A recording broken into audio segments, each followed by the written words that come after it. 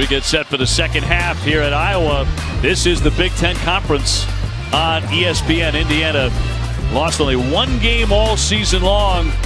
The Hawkeyes have one of the great players in the country. In fact, both sides loaded with outstanding players who are really playing like stars in the first half. I mean, what an incredibly well-played first half. Both teams shooting 52%. And, of course, when you're going to be doing an Iowa game, you're talking about Caitlin Clark, a phenomenal get-ahead pass to Gabby Marshall, one of her 6 assists in that half. And then that deep pull-up 3. Clark was 16 points after 20 minutes, and for Indiana, they had the balance on the inside and out. Mackenzie Holmes, really good finishing, efficient, 4 of 5 from the floor, and Grace Berger with that patented mid-range pull-up. Those two were really effective in the first half.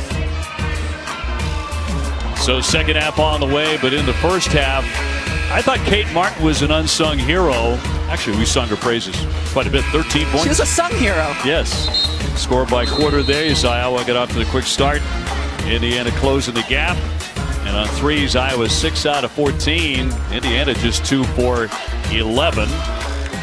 Let's go to Holly Rowe. Well, talking to Indiana coach Terry Morin, they want to get Mackenzie Holmes more active in making quicker decisions. She's getting double teamed, and she's just being tentative out of those double teams. Chloe McNeil's player is coming off of her to double Holmes in the post. They said they've got to make a quicker decision to pass out to Chloe or make her the diver. So quicker decisions, not so tentative for Mackenzie Holmes here in the second half. Yeah, we saw it late in the second quarter. There was one time where they had Moore McNeil dive to the basket, and I think she got to the free throw line on that possession. Clark on the baseline off the hesitation and hits the deck and draws the whistle. So that's how the second half starts.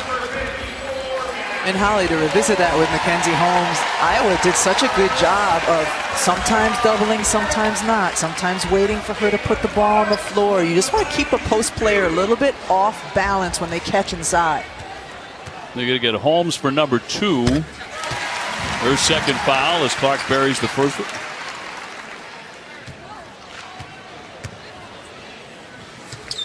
And makes the pair. 42-39.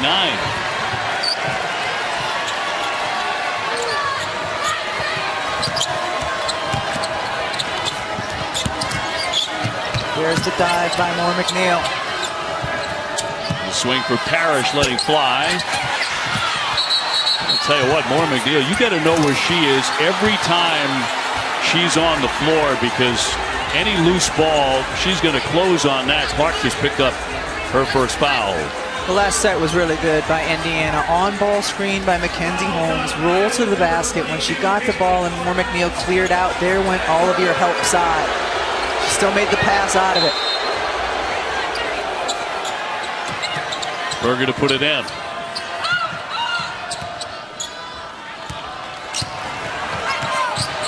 Indiana winning their first Big Ten title in 40 years. The only loss came to Michigan State, and Berger did not play in that game, so out with a knee injury at that time. Shot clock is down to 3. Berger will fire it up.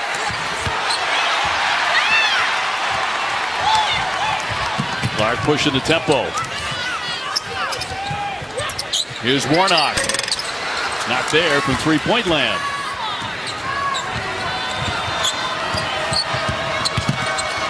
Berger to the lane, slamming on the brakes. Moore McNeil, short jumper, no. Both sides cold right away.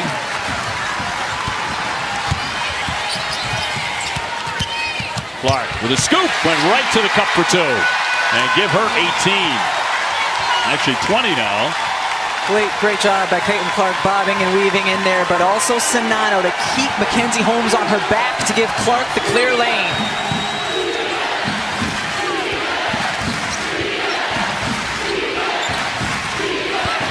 Holmes had it off the hand. On the turnover.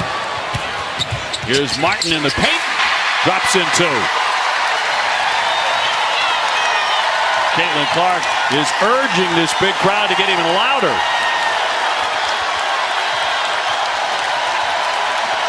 (46-39).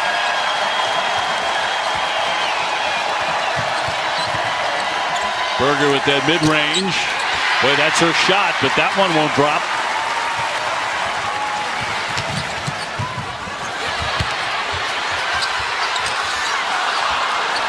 Iowa unable to convert.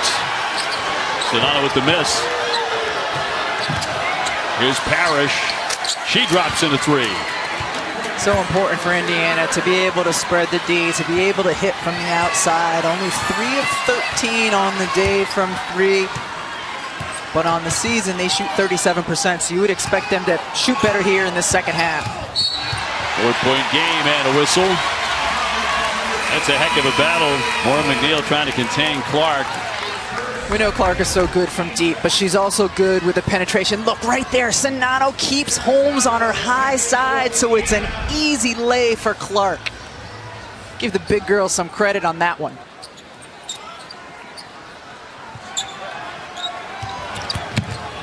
Little contact there. Clark just bounces off that, drops it in, and she'll go to the line. And look at the emotion from the Player of the Year candidate. It's suppressing a grin there.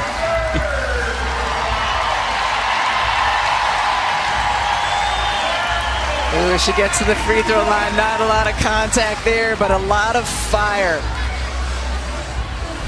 Maura McNeil with number 3, incidentally. Clark looking for another three-point play. Not this time. Maura McNeil with 8 points, but 3 personals. His own gave it up off the baseline. Parrish, the Oregon transfer, came back home to play for the Hoosiers. That was a tough angle by Maura McNeil. On a run out, Marshall wide open. She's been shooting the 3 really well lately, though, so that's a good shot for Gabby Marshall to take there. And on the year, 39%. She had 5 threes in that loss to Maryland. Last 6 games, she's been shooting 63% from 3. And a whistle off the ball. That was with 11 on the shot clock. Sonato will pick up her second. It's really physical between Sonato and Mackenzie Holmes inside. I think the officials, you know, talking about at halftime, have done a good job letting them go, letting them play. Yes. Sonato will step out. And the Stuelke back on now. Jesse Dickerson, Natasha Kemi, and Mark Resch, the officials today.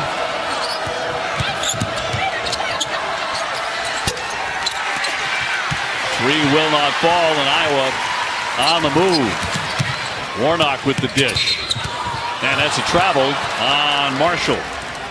So they'll give it back. Baylor, that's in Austin. Longhorns 12-3 to conference, tied with Oklahoma for first. Coverage beginning at 7 o'clock Eastern on ESPN2 in the app. You know, you just did a promo for the Big 12. When we're talking to Carrie Moore this morning, she called her conference the Big. You think the Big Ten owns the rights to the Big? Might rub them the wrong way, you're right.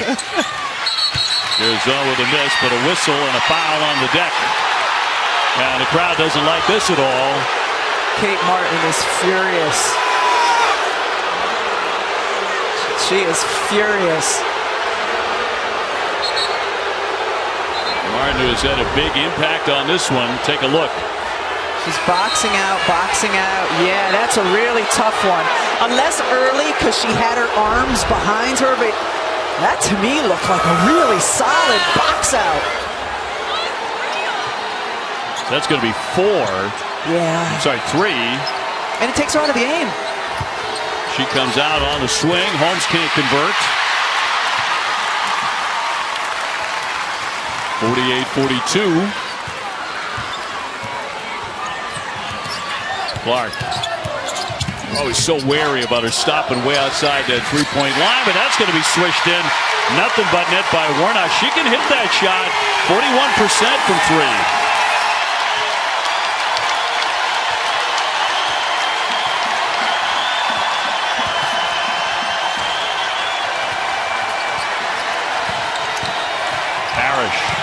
Into the paint. A lot of contact and 2, and count that. She'll be at the line. One thing about Indiana in particular this year is the size they have at the guard spot allows them to get in the paint and finish shots like that.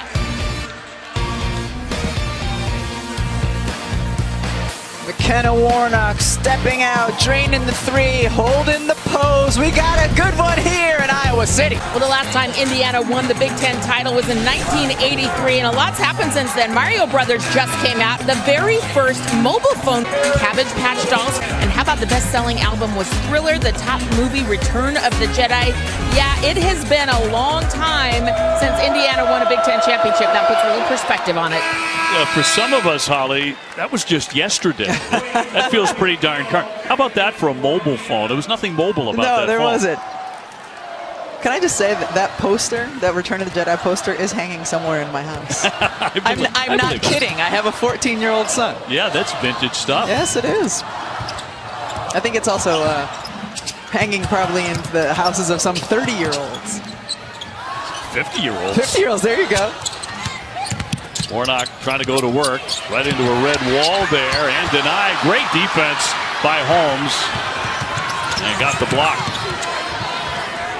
Now they will swing it.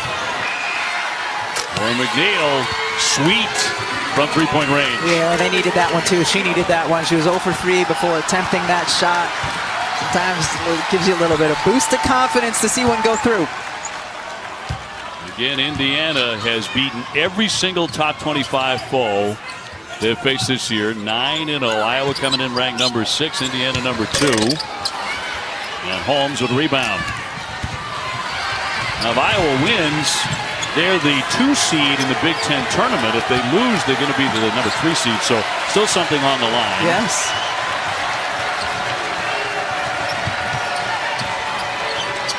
Indiana working around the perimeter. That's a very tough shot. That won't drop. Clark has it knocked away from behind. No foul on the play. Indiana 25% today from 3, 4 of 16. This is so important. Holly Rowe talked about the double team coming off of Chloe Moore McNeil. She needs to make them pay when she gets those open looks. Holly, some atmosphere in here today. It's been incredible. It's been incredible, and the Iowa fans have done a great job. But not only that, we've got about 40 fans from supporting the Hoosiers. They've come all the way from Mason City, Iowa, because Sheffield's mom was smart enough to get tickets before it sold out. This game sold out about 3 weeks in advance, and so her mom was smart. Amy, who played at Valparaiso, she got the tickets early, and there's about 40 Hoosier fans way up in the top section, but they're representing as loud as they can. Sydney Parrish's mom. Just a little pocket of red up there. A little tiny pocket of red. But loud. We can hear him from time to time. A little tiny pocket's better than no pocket at all, Dave O'Brien. Definitely. Clark. Oh, shit. Everybody. And the foul, too. What a cagey play. And Caitlin Clark will say a little bit of light is better than no light at all. And she gets it here on this drive. As Martin's going up through the screens, bringing the defender with her. Oh, cradles the basketball and finishes. Holmes with number 3. Yeah, the three-point play to make it 54-48. These games, 15 of them, 25, 5, and 5. Nobody else even close. That is number 1 in Division I. Holmes, by the way, scoreless in the quarter. Berger with a misfire. All the momentum belongs to the Hawkeyes right now. Will it keep on coming? It will. Mark from the corner. She shook off that foul and drops in a long one. Or McNeil with an answer from three-point land. Big time answer. Big time answer. You get all the folks in black and gold sitting back down in their seats with that one.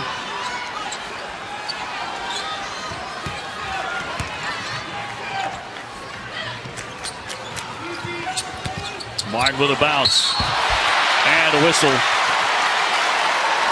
Donano got hit with 2:18 to go in the quarter. That one transition, Iowa, so dangerous. Clark with her head up. Kate Martin goes out to the shooter's corner and able to drain it.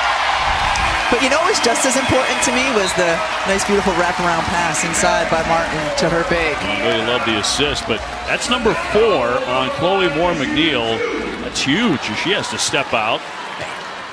When she got her third, they took her off the primary responsibility of defending Caitlin Clark, but she is their best perimeter defender. She has been very important and impactful here in the third quarter, making shots from three. That is huge. Yeah, just hit a couple of back-to-back triples. Iowa opens it up a little bit now. 59-51. Indiana has won 14 straight games. Berger is sweeping into the paint. And two. Man, she's tough, huh? Yes. Unflappable, just gets in there and answers when they need her to answer. Kind of seeks out a little contact. Well, look at her frame. She is one strong woman.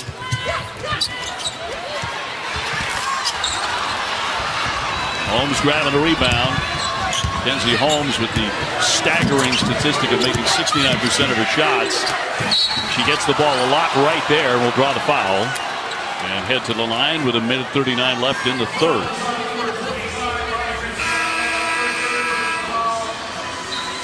Sonano with the personal. Clark back on after a brief rest.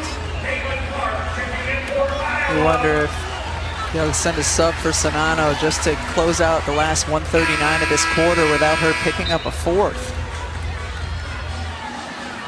And I will continue to wonder because it's not happening. Left to wonder. Holmes 70% at the foul line. Dave, you mentioned Holmes shooting 69%. She has not shot under 50% in a single game all season long. It's so hard to do. It's ridiculous.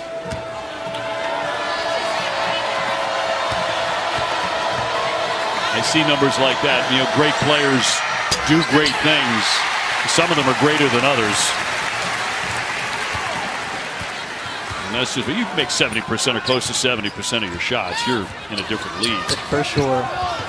Parrish got knocked down. It has got physical.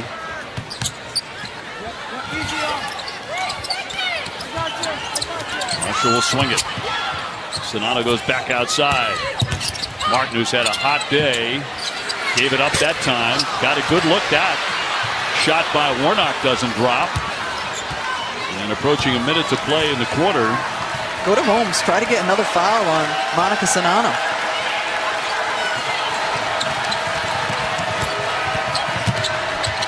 Berger again. To her right and two more. Yeah, she's really good for a guard in terms of back to the basket scoring.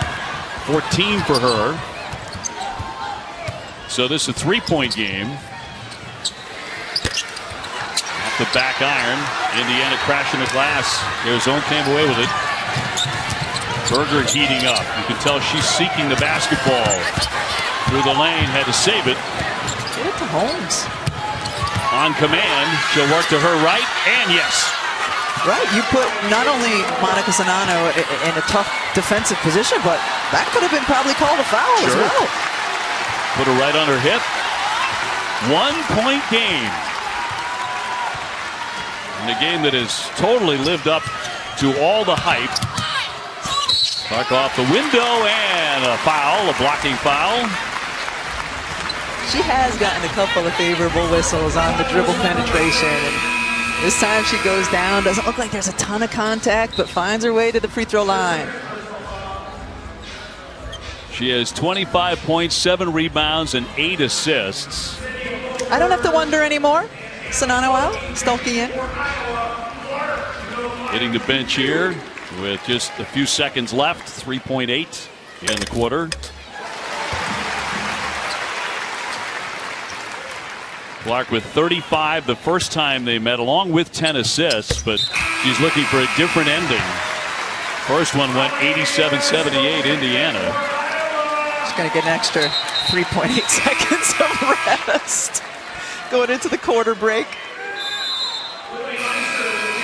She is a very tough player, too. She spends a lot of time down on the floor getting knocked around. Just an incredible talent. Was at a legendary career. Here's Berger to heave it. And that's the end of the third. That sets up a dynamite fourth, 61-58.